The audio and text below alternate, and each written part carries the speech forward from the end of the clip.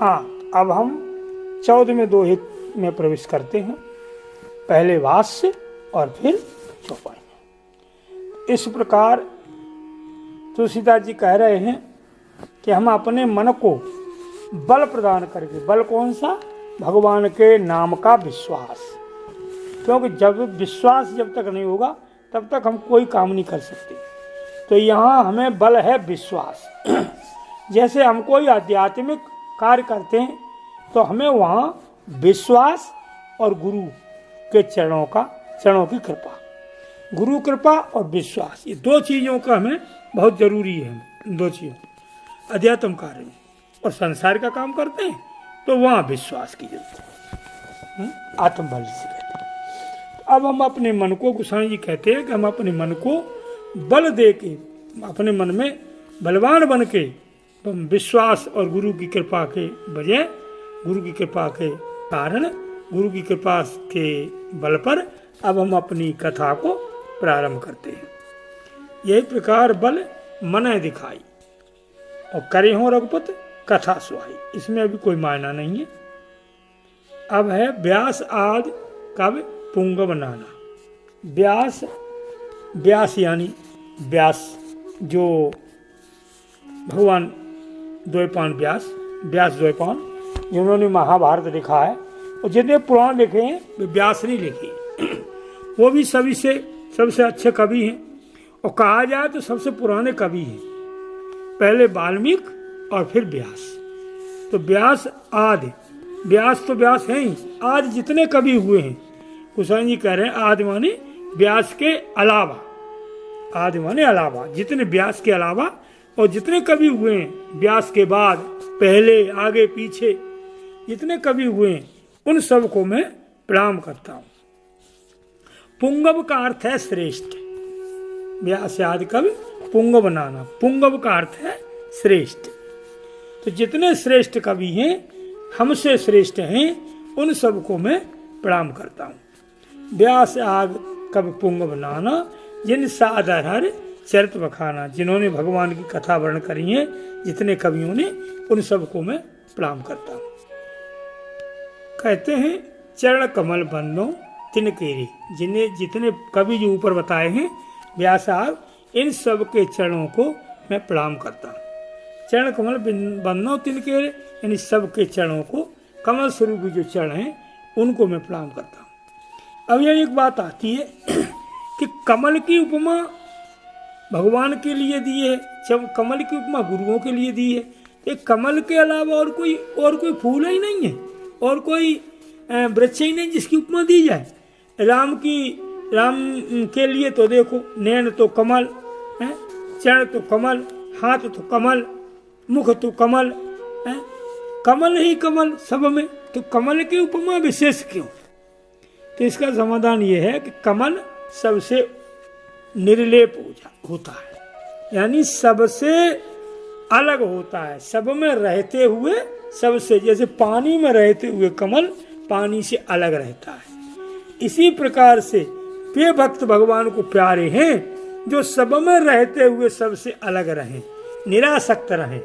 तो कमल निरासक्त है, इसलिए कमल का बंधन करते हैं, कमल की उपमा देते हैं। तो भगवान के जो चरण कमल हैं, गुरु के जो चरण कमल हैं, इन सब को मैं प्रणाम करके राम जी की कथा का वर्णन करता हूँ। अच्छा, जितने कवि जो हैं आगे पीछे, जितने अभी तक हो गए हैं और हुए हैं, हो गए हैं और हैं और आगे होंगे, ये तीनों काल की यहाँ वो है परिभाषा। भूत, भविष्य और वर्तमान। भय जो हो चुके हैं, आए जो हैं इस समय, और वही हैं आगे, और आगे जो होंगे। ये तीनों हो गए, तीनों काल हो गए।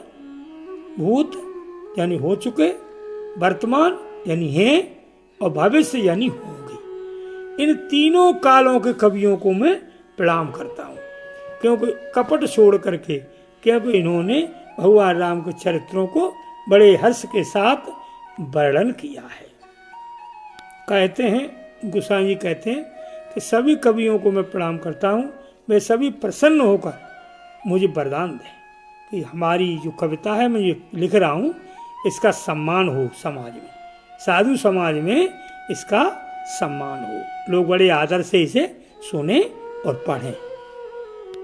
जैसे प्रबंध कहते हैं रचना, जैसे हमने कोई रचना बनाई और उस रचना का साधु समाज में, अच्छे समाज में आदर नहीं हुआ, इन किसी ने न पढ़ी न सुनी, तो उस रचना को रचने का कोई मतलब नहीं निकला। तो गोसाई जी कहते हैं कि जो मैं रचना कर रहा हूँ इसका भगवान की कृपा से मुझे ऐसा वरदान मिले, जितने जो कवि हैं वे सभी ऐसा वरदान दें कि हमारी इस कविता का बड़ा सम्मान हो। और नहीं तो हमने कविता तो रची, कथा तो रची, लेकिन न कोई सुने न कोई पढ़े। जैसे मान लो हमने ये कथा कोश, राम कथा कोश आपको देने का प्रयास कर रहे हैं। अब हमने बड़ी मेहनत से ये कथा बनाई, मतलब अपना समय निकाल के बनाई। अब इसको आप एक बार डाल दो, सुन लो और डाल दो उधर, क्या क्या पता मतलब। अब तब हमें क्या फ़ायदा हुआ बनाने से? हमें तो फ़ायदा तब है जब इससे ज़्यादा लोग लाभ उठाएं, ज़्यादा से ज़्यादा लोग पढ़ें, ज़्यादा से ज़्यादा लोग सुने, तब हमें इस कथा का बनाने का लाभ है। ऐसे ही गोसाई जी कह रहे हैं कि मैं ये कथा तो कर रहा हूँ, लेकिन बुद्धिमान कवि जब तक इसको पढ़ेंगे सुनेंगे नहीं तो कोई मतलब ही नहीं है। इसलिए सब कवियों से मैं प्रार्थना करता हूँ कि मेरी कथा को बड़े ध्यान से सुने और पढ़ें। अब कोई भी कविता और धन, यानी धन जो साधु संत होते हैं उनके यहाँ तो राम धन ही सबसे बड़ा धन है।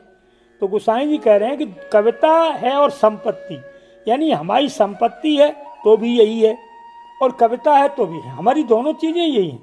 तो वो संपत्ति बेकार है जो किसी के काम ना आवे, धार्मिक काम है। ये धन वही है, सो धन धन्य प्रथम गति जाकी।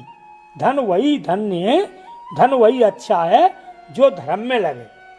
उल्टे सीधे पैसा कमा रहे हैं और खाए पीवे में गुजार रहे हैं तो वो धन नहीं है। वो धन जो है सराहनीय नहीं है, प्रशंसा करने योग्य नहीं है।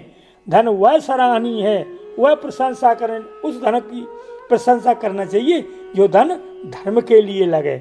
जो पैसा धर्म में लगे वही धन सराहनीय है। उसी धन को हम लोग बुद्धिमान लोग प्रशंसा करते हैं, सराहते हैं, भाई देखो वो बहुत अच्छा है, उसने अपना पैसा धर्म में लगाया।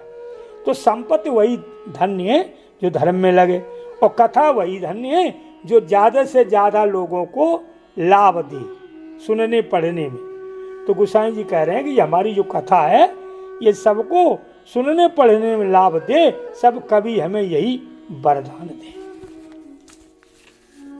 कहते हैं कीर्त भनित, भनित वही है, भनित जहाँ शब्द आवे वहाँ समझना भाषा, भद्दी भाषा। जहाँ भनित शब्द आवे वहाँ भनित भदेश, यहाँ हमारी भद्दी भाषा है। तो कहते हैं कि हमारी भाषा तो अच्छी है नहीं, कीर्त भनित, और भगवान की जो कीर्ति है वो बहुत अच्छी है, बड़ी है। तो उस बड़ी अच्छी कीर्ति को हम अपनी भाषा में वर्णन कर रहे हैं।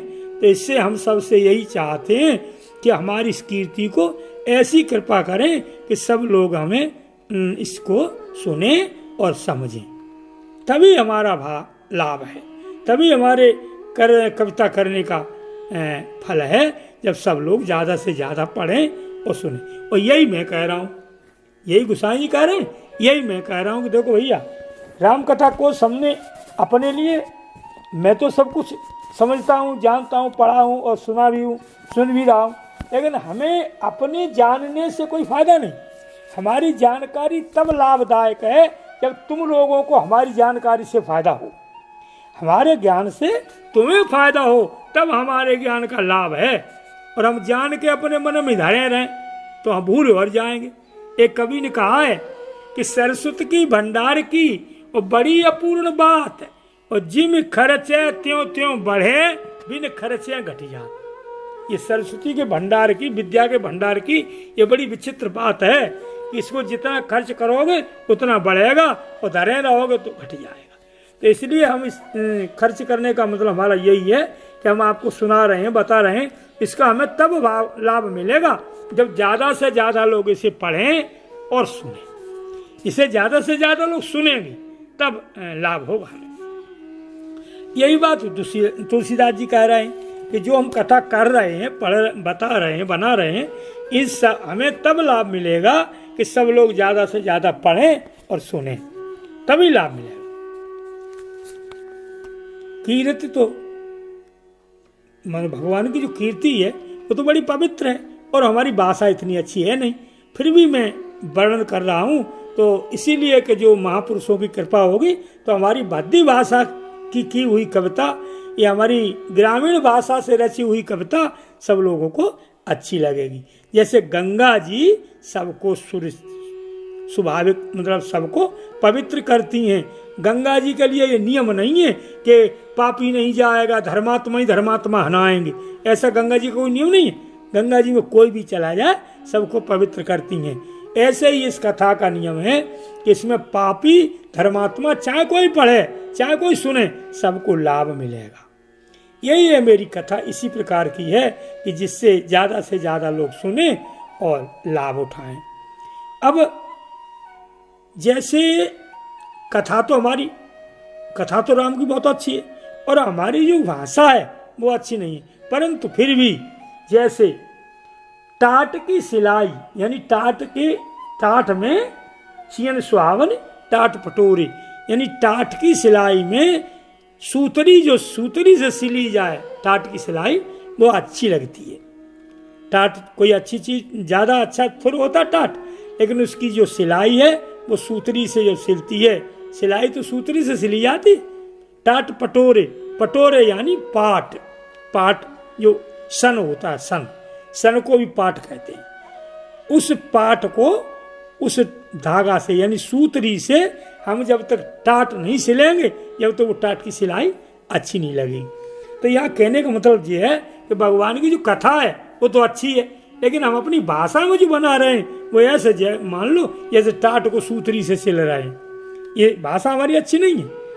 हाँ, इसलिए उसको सियन सुहावन टाट पटोरे, टाट में जो है पाट की सिलन अच्छी लगती है। इसलिए हम इस कथा को, भाषा जरूर हमारी अच्छी नहीं है परंतु भावना और भगवान की कृपा ये भरपूर हो जाए, बस यही प्रार्थना करता हूं। राम की कीर्ति बहुत पवित्र है और हमारी भाषा अच्छी नहीं है, तो इसलिए हमें संशय लगता है। ये अंदेशा माने संशय कि जाने ये कविता का भाव मान बढ़ेगा कि नहीं बढ़ेगा, लेकिन भगवान की कृपा से ये हमारी संशय दूर हो गई। कवियों की कृपा से हमारी संशय दूर हो गई कि हमारी ये कविता है जो बड़ी अच्छी तरह से सब लोग पढ़ेंगे और सुनेंगे। ये गोसाई जी अपनी भाषा में कह रहे हैं। अब यहाँ इसमें मायना एक ही मायना है चौपाई में, अंदेशा माने संशय, संदेह कि ऐसा होगा कि नहीं होगा। अब यह प्रकार बल मन ही दिखाई, करे हो रघुपति कथा सुहाई। व्यास आदि कवि पुंगव नाना, जिन सादर हर चरित बखाना। चरण कमल बंदौ तिन केरे, पुरभो सकल मनोरथ मेरे। कल के कवि निकरहु परिणामा, जिन बरन्यो रघुपति गुण ग्रामा। जे प्राकृत कवि परम सयाने, भाषा जिन हर चरित बखाने। भय जे आए जे हुई आगे, प्रभु सब कपट सब त्यागे। होई प्रसन्न देव बरदानु, साधु समाज भनित सन्मानु। जे प्रबंध बुध नहीं आदरही, सो श्रम बाद बाल कवि करही। कीरति भनित भूति बल सोई, सुर सर सम सब करहित होई। राम सुकीरत भनित भदेसा, असमंजस यस मोहि अंदेशा। तुम्हारी कृपा सुलभ सब मोरे, सियन सुहावन टाट पटोरे। 3 चीजें हैं इसमें, राम कथा कोश में 3 चीजें हैं। एक तो मायने, एक चौपाई और एक कथा, तीनों चीजें।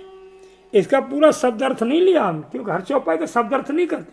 ये हम मायने बना रहे हैं, मायने दे रहे हैं आपको, तो ज्यादा शब्द अर्थों की जरूरत नहीं, फिर भी जितनी जरूरत है उतना करते जा रहे हैं। और बाकी जो शब्द कठिन हैं उनके मायने हैं ही, अपनी समझना और पढ़ना। अब आगे चलते हैं। सरल कवित कीरत विमल सोई आदरें सुजान, सहज बैर बिसराई रिपु जे सुन करें बखान। सरल कवित कीरत विमल, भगवान की कीर्ति जो है, विमल कहते हैं मल रहित, सरल कहते हैं सहज। ये तो बार बता ही दिया, जहाँ सरल शब्द आवे वहाँ सहज, और जहाँ विमल शब्द आवे वहाँ विमल यानी स्वच्छ, मल रहित, मेल रहित। सरल कवि कीर्त विमल, गावे सुने सुजान, जो गाने गावे यानी कहें और सुने, सुजान वे जो अच्छे लोग हैं। दूसरा सुजान का अर्थ है स्व की जानकारी, जिसे अपने की जानकारी हो उसे भी सुजान कहते हैं, और जो पढ़े लिखे हैं उनको भी सुजान कहते हैं, जानकार। हर तरीका की जानकारी हो जिन्हें। दूसरा सुजान का अर्थ चतुर भी है। ये कई अर्थ जो है सुजान के दिए गए हैं। अब देखो, समझदार लोग, चतुर लोग वही चीज, उसी कविता का आदर करेंगे जो सरल हो। यानी हम जैसे ये कथा बना रहे हैं, आपको कथा कुछ देर, अब हम जहाँ में भाषा इतनी कठिन कर दें जो हमारी समझ में नहीं आवे, जाको मतलब का है, तो का पढ़ोगे तुम, काबा को आदर करोगे, का समझोगे। आपको तो वही ज्यादा अच्छी लगेगी जो ज्यादा समझ में आवे। ऐसे ही जो चतुर लोग हैं, समझदार लोग हैं, वे उसी कथा को ज्यादा पढ़ते हैं जिसको, जो सरल हो, समझ में आवे ज्यादा। कठिन से कठिन शब्द न हो, सरल से सरल शब्द हो। वही आजकल के लोग क्या अपने को क्या समझते हैं, जो ज्यादा कठिन से कठिन शब्द बोले वही विद्वान है। भैया विद्वान वे नहीं है, विद्वान वे कहे हैं संतों ने जो कठिन शब्दों को सरलता में समझा दें, वे विद्वान है। वे विद्वान नहीं है जो कठिन को, सरल को भी कठिन कर दें। विद्वान वे हैं जो कठिन को भी, कठिन से कठिन विषय को सरल में समझा दें। तो गोसाई जी कह रहे हैं कि हमारी कथा जो है, तो कथा तो राम की कीर्ति तो बड़ी कठिन है, पर हम कोशिश कर रहे हैं अपनी भाषा में सरलता में समझाने की, जिससे लोग ज्यादा सुने और ज्यादा समझें। कहते हैं, गोसाई जी कह रहे हैं कि हम अपनी कथा का जो वर्णन कर रहे हैं, इसको इस भाव से कर रहे हैं कि बैरी भी, यानी जो हमारे दुश्मन हैं, बेऊजा कथा को प्रेम से सुने और सराहना करें। प्रेमी तो करेंगे ही, मित्र तो बड़ाई करेंगे ही, तारीफ तब है जब दुश्मन भी बड़ाई करें, तब तारीफ है। तो गोसाई जी कह रहे हैं कि कथा तो हम कर रहे हैं, कवियों की कृपा, भगवान की कृपा, गुरु की कृपा ऐसी हो मेरे ऊपर, जो कि बैरी भी हमारी यह कथा को पढ़ें और सुने। और ये तब हो सकता है जब भगवान की महत्व कृपा हो, गुरुओं की कृपा हो, तब ये हो सकता है, क्योंकि बिना विमल बुद्धि के ये काम हो नहीं सकता। और बुद्धि हमारी विमल है नहीं, कि हमारी बुद्धि इतनी श्रेष्ठ है नहीं जो हम कथा को अच्छे ढंग से रच सकें। तो बुद्धि तो हमारी मंद है और भाषा भी ज़्यादा अच्छी नहीं है। तो गोसाई जी कह रहे हैं फिर भी गुरु जी की कृपा से मैं इसको वर्णन करता हूँ, जो कि सब लोग सुनेंगे और समझेंगे। अब इसमें मायने हैं, मायने कोई विशेष मायने, जितने मायने हम पीछे दे आए ये चौपाई दोहे में, इन सब में बे ही मायने हैं जो शब्द पीछे हम लेके आए हैं। जैसे जो न होय मत विमल मन, विमल मत बुद्धि है, और निहोर, ये सारे निहोरा माने क्षमा प्रार्थना, ये अनेकों प्रकार के जो बार बार विनती करें, सारे मायने जो हम पीछे लिखे आए वे ही इसमें शब्द आए हैं। कोई नया शब्द नहीं आया, इसलिए हम यहाँ मायने नहीं दे रहे, क्योंकि कोई शब्द नया आया ही नहीं, वे ही शब्द हैं सब पीछे वाले। सो न होय बिन विमल मत, मोय मत बल अति थोर, करो कृपा हरि जस कहो, पुन पुन करो निहोर। ये कोई भी शब्द नया नहीं, इसलिए अब आगे कहते हैं, कवि, कवि तो माने कवि, कोविद माने पंडित। यहाँ कोविद पंडित का जो कोविद अर्थ है, कोविद का माना है पंडित, और कोविद का माना है विद्वान। वो विद्वान और पंडित एक ही बात है। तो गोसाई जी कह रहे हैं कि हम सबसे, कवियों से, पंडितों से, श्रेष्ठ जितने लोग हैं उन सब से मैं यही प्रार्थना करता हूँ कि मेरी इस कथा को बड़े भाव से सुने और समझें, क्योंकि मैं बालक हूँ। अब यहाँ गोसाई जी ने रामायण लिखी थी तब उनकी बुद्धि, उनकी जो उम्र कितनी थी? 77 साल। 77 साल की उम्र थी जब गोसाई जी ने रामायण लिखी थी, और अपने को कह रहे हैं कि हम बालक हैं। तो ये क्या? 77 साल का व्यक्ति ये कहे कि भैया बालक हैं, क्षमा करना, तो कैसा लगेगा? भैया शारीरिक से यहाँ बात नहीं हो रही, यहाँ बात हो रही है बुद्धि से। वो अपनी बुद्धि से कह रहे हैं कि हमारी बालक बुद्धि है, यहाँ शरीर की बात नहीं है, यहाँ बाल बुद्धि, हमारी जो बालक बुद्धि है। क्योंकि जब तक हम बालक नहीं बनेंगे, जब तक हम सरल नहीं बनेंगे, तब तक हम भगवान को प्राप्त नहीं कर सकते। तो यहाँ गोसाई जी अपने को बाल बुद्धि, बाल वृत्ति से जोड़ रहे हैं, और जितने भक्त हुए हैं वे सब बाल वृत्ति से ही जुड़े हैं। बालक रूप राम कर ध्यान। काकभूषण जी के गुरु ने कहा था कि ध्यान करना है तो किसका ध्यान करना है? बालक रूप राम का ध्यान। जो बालक रूप राम है उनका ध्यान करो, जिससे हमारी बाल बुद्धि बने, बालक की तरह सरल बनो। जगह जगह पे कहा है कि जैसे बालक सरल होता है इतने ही सरल हम नहीं जब तक बनेंगे जब तक हमें भक्ति नहीं मिलेगी। इसलिए भैया अगर भक्ति प्राप्त करना चाहते हो तो बालक की तरह सरल बनो, सिर्री नहीं, सरल सरल बनो बालक की तरह। जैसे बालक सरल होता है, उसे कोई द्वेष नहीं होता, उसके मन में कोई तर्क नहीं होता, वितर्क नहीं होता, सरल होता है। इसी प्रकार से गोसाई जी कह रहे हैं कि बाल विनय, हमारी जो विनय है वो बाल विनय है, हमारी वृत्ति बाल वृत्ति है, उससे हम विनय कर रहे हैं। इसलिए भैया सब लोग सुने ना, क्योंकि बालक जब कोई काम करता है तो बड़े लोग सराहना करते हैं, वाह क्या अच्छा काम किया। और बड़े, अब मान लो कोई बात, इस कथा को एक छोटा सा बच्चा पढ़े, सुने या सुनाए तुमको, तो सब लोग प्रशंसा करेंगे, और बड़े बूढ़े तो सुनाते ही। तो जिस कथा को, जिस चीज को बालक अगर सुनावे तो लोग ज्यादा सुनते हैं। तो इसलिए गोसाई जी कहने कि हमारी जो बुद्धि है, हम बाल वृत्ति है हमारी, हम अपनी कथा को बाल विनय से, बालक की विनय है हमारी, इसलिए जो कुछ कमी हो सो क्षमा करना। क्योंकि बड़े बन के कहेंगे तो निरे कमियां निकाल देंगे, बालक बन के कह रहे हैं ना जिससे कोई कमी ना निकाले, लेकिन फिर भी ऐसे लोग हैं फिर भी उसमें कमी निकालते हैं। उन्होंने ये बात पहले ही कह दी है कि बाल विनय सुनि सुरुचि लखे। भैया हमारी बाल विनय है और हमारी रुचि लग के, हमारी जो भावना लग के, भावना देख के इसको सुनना और पढ़ना। अब मैं उन मुनियों के चरणों को वंदन करता हूं।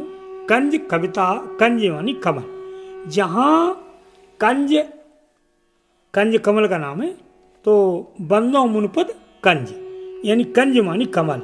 हम मुनि के चरण कमलों को, उन मुनियों के चरण कमलों को वंदन करता हूँ जिन्होंने भगवान की कथा को बड़े हर्ष के साथ लिखा है। जो कथा कैसी है?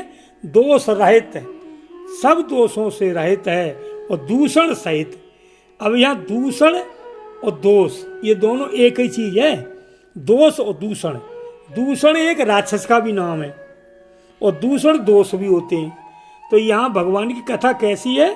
दोषों से रहित है और दोषों को दूर करने वाली है।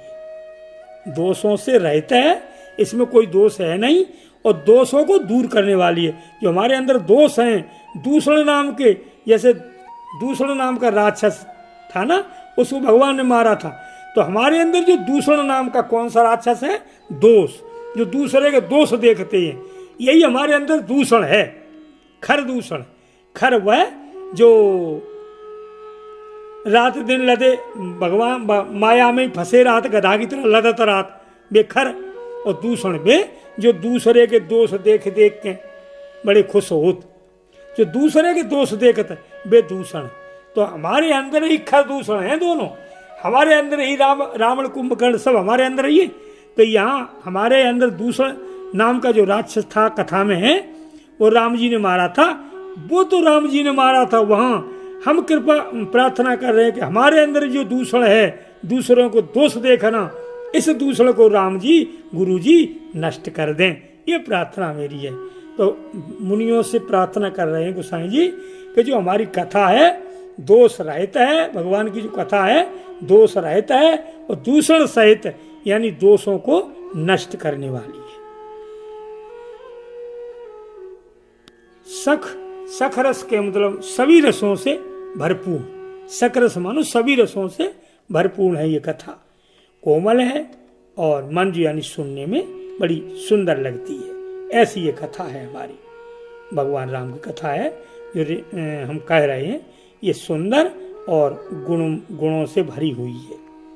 अब वंदनों चारों वेद, अब चारों वेदों की मैं वंदना करता हूँ, जिससे कैसे हैं वेद वे, वंदनों चारों वेद भव बारिद बोहित सरिस, जो भव बारिद, भव यानी जन्म मरण के दुखों को नष्ट करने वाले, दूर करने वाले, जन्म मरण के जो दुख हैं, भव सागर किसे कहते हैं, एक बार मैंने लिख दिया ना, जहाँ जन्म मरण का नाम आवे भव सागर, भव यानी जन्म और मरण, उस सागर को पार करने वाली ये राम की कथा है, जैसे जहाज की तरह। वेद जो हैं भगवान के यशों को वेद भी गाते हैं, उन वेदों की मैं वंदना करता हूँ जो भगवान के यश जिनमें भवसागर को पार कराने के लिए जहाज की तरह हैं।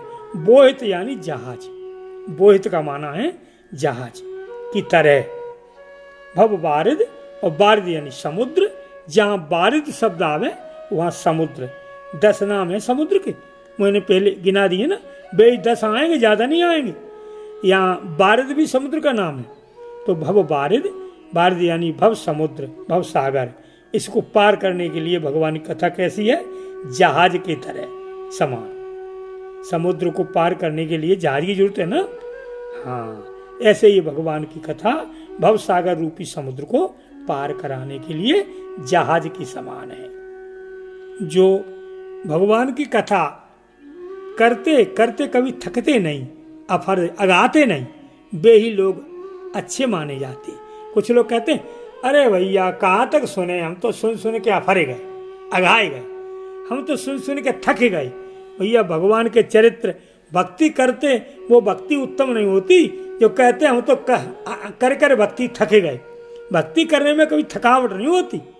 वे ही श्रेष्ठ मुनि हैं, वे ही श्रेष्ठ संत हैं जो भगवान की भक्ति करने में कभी थकते नहीं हैं, नित्य नए होते हैं। और वास्तव में ये कथा या भक्ति ऐसी है, इसमें कभी थकावट नहीं हुई थी। संसार में आप 4 घंटा 8 घंटा काम करोगे, शाम को थक जाओगे, और इसमें 24 घंटा लगे रहो, थकावट होती ही नहीं भगवान की भक्ति से। और जिसे थकावट होती है उसने भक्ति का रस नहीं जाना, रस नहीं जाना। जिसने रस जाना है वो कभी थकते नहीं। रामचरित जे सुनत अघाई और रस विशेष तिन जाना नहीं। तो जो भगवान की कथा सुन के जो अघाए गए उन्होंने रस नहीं जाना उसका। तो यहाँ मायना 3 मायने थे, नया अभी कोई मायना, एक मायना नया आया है बोहित, बोहित माने जहाज, और बाकी जितने मायने हैं वे सब पहले वाले ही हैं। एक नया आया है बोहित, बोहित माने जहाज। अब गोसाई जी कह रहे हैं कि विधाता यानी ब्रह्मा जी, अब ब्रह्मा जी उन्होंने सबकी वंदना की है, तो अब ब्रह्मा जी की वंदना कर रहे हैं। कैसे हैं ब्रह्मा, बंधो विदपद रेणु भव सागर जय कीन है। भव सागर जो जन्म मरण रूपी सागर है, ये ब्रह्मा जी की तो रचना है। न वे सृष्टि रचते न कोई मरतो, तो जन्म मरण ये ब्रह्मा जी की सृष्टि है, उन्होंने उनकी रचना करी हुई है ब्रह्मा जी की। तो कह रहे हैं कि ब्रह्मा जी को मैं वंदन करता हूँ जिन्होंने भवसागर रूपी ये चक्कर बनाया है। हाँ, बंदो विदपद रेणु भवसागर ये कीनचे संत सुधा, संत यानी संत, सुधा यानी अमृत, सस यानी चंद्रमा, और धन यानी गाय, इन सब को रचा है। कहने का मतलब ये है कि अच्छे बुरे जामे सब हैं इस संसार सागर में, इस दुनिया में अच्छे भी हैं और बुरे भी हैं। एक तो एक ज्ञानी है, ये मत सोचना कि हमसे ज्यादा ज्ञानी कोई होगा नहीं।